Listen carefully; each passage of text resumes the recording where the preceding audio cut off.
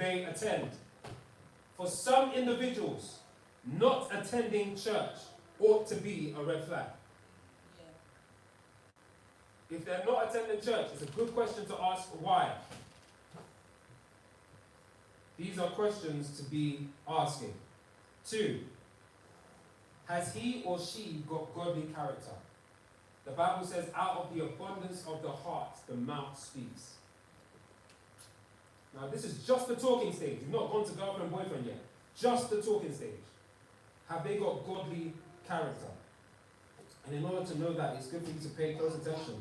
And I hear people saying already, yeah, but there are people who can speak, they can talk the talk, they've been doing this for a long time, they can make red flags appear green. I understand. There are other things that we'll see moving forward. Number 3, to take into consideration when you're talking to them. Maybe even questions you may potentially ask if it's going really well in the talking stage. Potentially. Are our life goals and etc., are they aligned? Where are we going in life? Where is he going? Where am I going? Where is she going? Where am I going?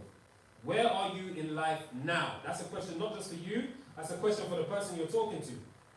Now some people, they've got big dreams, but what are they doing now to get to those positions? And what direction are you both going in? Number 4, how do we envision family life? And how do we envision the family dynamics of extended family? There are some women, their idea is that when they get married, their mother will start living with them for the first 10 years of marriage. That's probably something that's good to know before you get into a relationship with them. How do you see family dynamics going? What are your views about how we run the house? Who does what? Yes, there's a conversation about submission and headship, but maybe get into a little bit of the nitty-gritty. And someone would say, well, that's a bit deep for the talking stage. There are fun ways you can make it happen. Present scenarios. Me and my wife were doing scenarios till we were falling asleep on the phone. Do scenarios. Oh, what do you think of this scenario? How do you think somebody should deal with it? Oh, I have a friend. You might not tell them it's an imaginary friend. I have a friend and this is what he or she's experiencing. What do you think of that? These are ways to discern what is in their heart. And if they're always asking you to answer the question first, that's potentially an orange flag. Let them answer first without you prompting them, without you leading them into it. Next, what are their doctrinal views? This is quite important, particularly if you're serving in church. There are people who I've dated in the past, they have different doctrinal views from me. And imagine how strange it would be that these things are not primary issues, they're secondary issues. But you imagine now that I'm talking before you by God's grace and the management team and with the grace of God and the permission of Bishop, there are certain doctrinal things we're presenting. And then our wives are standing up and they're disagreeing publicly. These things are not good because it demonstrates discord. It demonstrates what? And this is what the Bible says concerning every overseer. If he is not able to manage the affairs of his household well, how can he think he can come to God and manage God's house's affairs? What are the doctrinal beliefs that they hold? Next, views on headship, dynamics, and also what are their views on divorce? Do they think that divorce is the first thing to run to when they experience a little bit of difficulty? It might be a good time to say, hey, listen, the moment you cheat, it's straight divorce. If that's what you believe. These are good things to discuss. Why? Because you're trying to build together. So you need to establish a framework, establish a game plan. Now, number 7. What are their thoughts on living arrangements? What are their thoughts on living arrangements?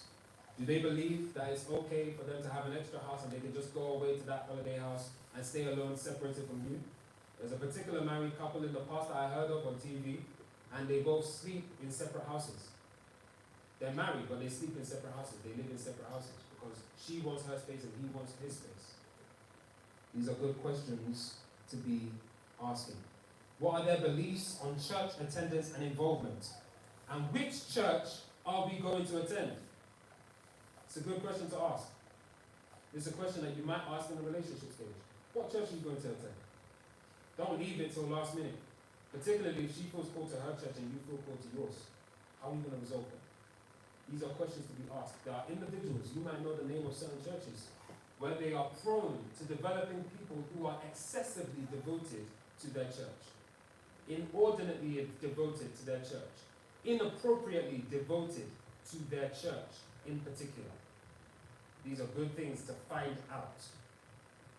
These are very good things to ask, good things to find out. Another one, number 9. What or how are things going to work out financially? Do not overlook that one. For the sake of time, I speed up. 10. How many children do we want and when? Now, if you're on the talking stage, you might not ask how many children do we want. Ask them, out of interest, are you okay with having 3 kids? They say no. Weigh that up. Count the cost. Tell them to say count the cost. It might be good to know if somebody doesn't want to have kids at all before you even enter into boyfriend-girlfriend stage, as they call it. Number 11. Have they got any discretion? Number 12. Very important. And discretion, I mean, are they able to keep things to their chest? Or keep things... Basically, are they able to keep their mouth closed? Things that you tell them about yourself. Will they be able to exercise discretion? Will they know how to speak, how not to speak, who to speak to, who not to speak to? These are things that you may have to discern, not just in the talking stage, but also in the relationship stage. Number 12, very important. Am I attracted to them? Listen to me. If they have everything else and you're not attracted to them, don't go with it. Hello? If they've got everything else and you are terribly unattracted to them, don't go any further. You may have to assess why you're not attracted to them. Maybe it's something wrong with you. Or maybe there's nothing wrong with you and you're just not attracted to them. Assess that. And number 13, for now. What are your thoughts on gender roles in the home? Is there a woman who believes that she must never ever cook and clean? Is there a woman that believes she must do all the cooking and cleaning, but you must change the bin and you must do all the remaining chores? These are good things to find out. Not so that you will break up with them. There are certain things on that list that if they're not that, you can't go any further. There are other things on that list that, well, if it is this, well, we can figure it out. We can make it work. Now, when it comes to physical meetups, remember I said that there was the visual phase, your viewing, then it's the talking stage, and then it can overlap, the talking stage can overlap with physical meetups. Here are some things to be ready for. Men, be ready to spend money. Be ready to spend money.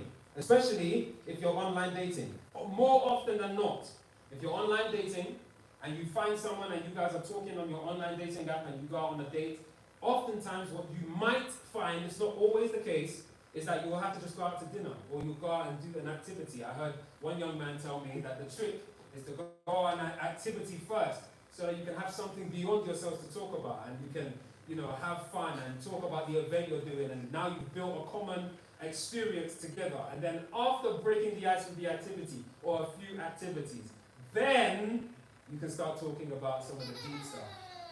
Yeah, my bro's agreeing with me. My bro's agreeing with me. You can start talking about the deep stuff after that. But notice, activities might be expensive depending on the activities you're doing. And oftentimes, you'll find that women desire, and some expect, for a man to pay for the first date or the first few days. So be ready to do that and don't complain when you do. Number 2, be respectful and chivalrous. These are things to consider for physical meetups. Chivalrous basically means be gentlemanly. I'm sorry, that's not a definition, that's just a synonym. But be gentlemanly. You're driving her. Get out of the car, open the door for her. Close the door after her. Be courteous, so on and so forth. I'm seeing some ladies nodding. Hallelujah. Thirdly, sometimes the first date doesn't have to be expensive. If you don't have money at the time, your first date might just be a coffee or a drink of tea or whatever. Go Starbucks and just go and talk. We're grown. Let's not act like we're wasting time for some of the older people. We have all the time to waste. Let's talk. Let's talk like adults.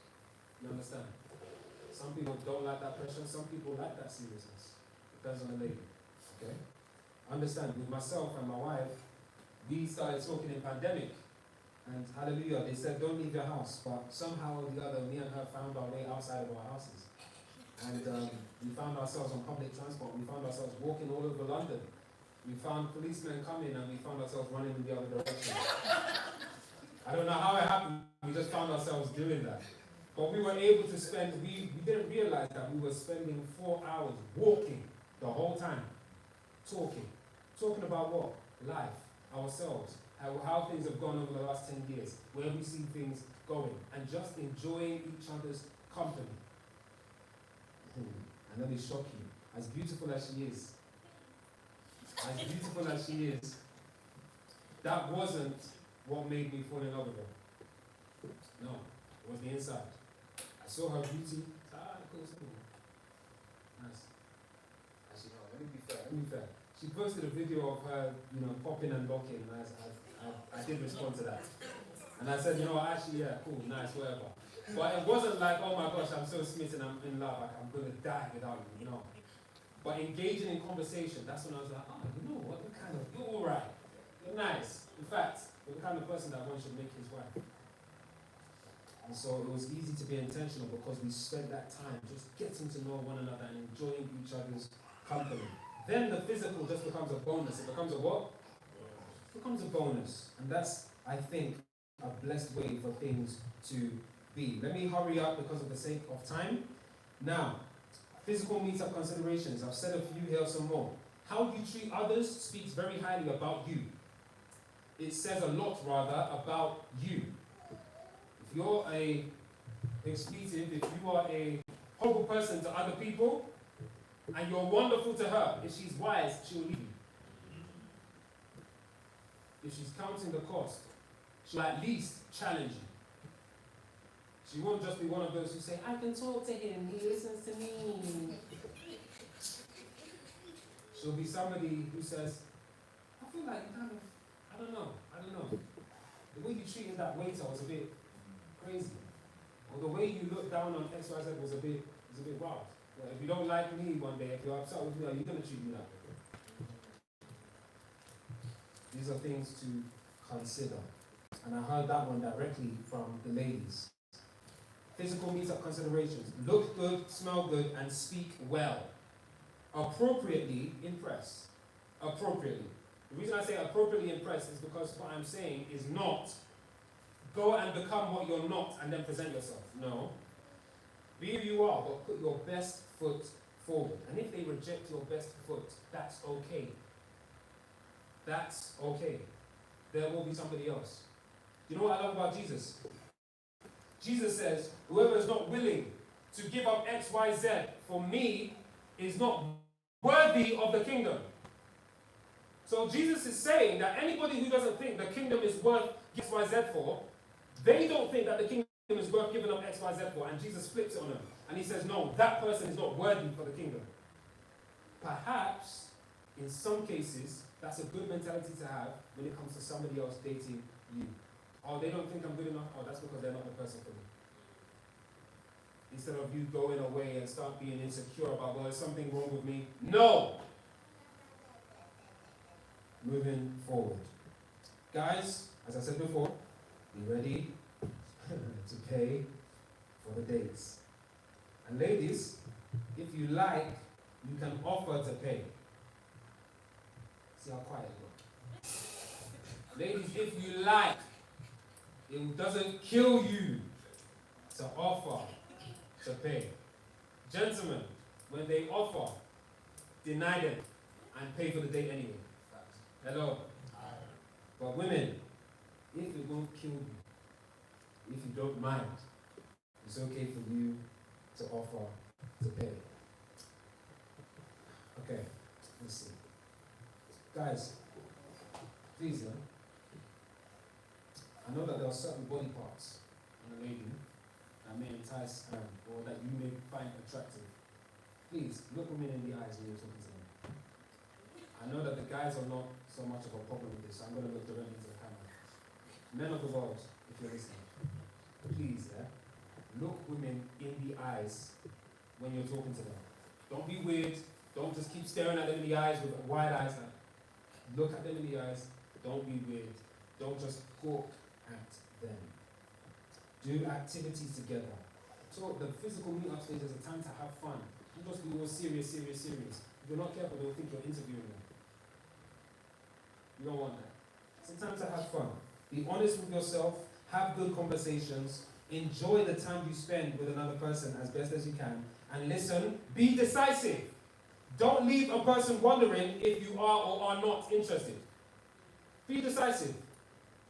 Ladies, if you're not sure, my humble encouragement, it might be you have to discern for yourself. You know how to be a woman better than I do. But it might be wise to ask if they like you or if they're interested or not. Now, there are some questions. In these last 5 minutes, I believe, there are some questions that one may ask. One, is it okay to date one person or should we date multiple people at a time? Is there a one person that we should view as pursuing? For some people, dating multiple people at a time might work for them. What I would say is whatever you're going to do, have good, godly character. Be fair, be honest. My personal encouragement would be date one person at a time, not multiple. However, I do understand that there are individuals who, because of the way things have gone in the past or because of some certain reasons, it may be wiser for them to talk to more than one person at a time, especially if they're the ones receiving offers. What should I look for in a physical meetup or when I'm talking? You ought to look for a few things. Here's a few things. One, chemistry. What? Character. Everyone say character. Everyone say conversation. It's good to look for conversation. Someone who's just sitting awkwardly, doesn't know how to talk. Remember, you're going to get married to that person potentially. So consider if that's count the cost. And you should be looking for co-alignment and calling. Co-alignment, just because you're co-aligned with someone doesn't mean that you're necessarily called to be with that person. Okay? You're looking for co-alignment and you're looking for calling. Do I see myself fitting in with the direction that they're going in? Do I see myself supporting God? Do I see myself leading this individual well? Is this individual a suitable helper? And when it comes to calling, this is now the time for prayer. You shouldn't be doing any of this without being prayerful. You with me? Non-negotiables. Corey, what are some non-negotiables? Here's some non-negotiables. That once you realize that this is off, it's done. In my personal humble opinion. Purpose is a non-negotiable. God has